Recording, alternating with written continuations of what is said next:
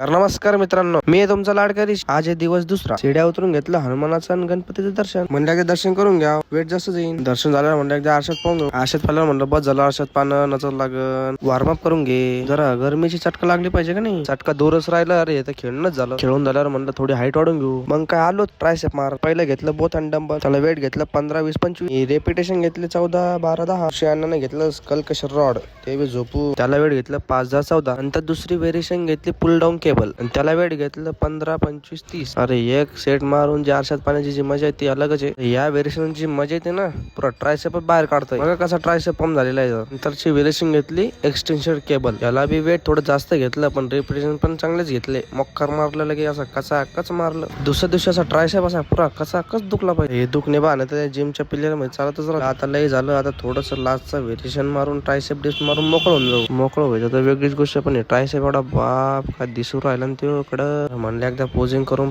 Tricep किती pump झालाय. पुरा ट्रायसेपच बाहेर आला. पोजिंग करून निघलो घरी. हा होता डे 2 चा ब्लॉग. आवडला असेल तर नक्की लाईक करा आणि सबस्क्राईब करून अशी घंटी वाजव, जसं घंटीचा आवाज पुरा माझ्या कानात आला पाहिजे. पुढच्या ब्लॉग मध्ये बाय बाय.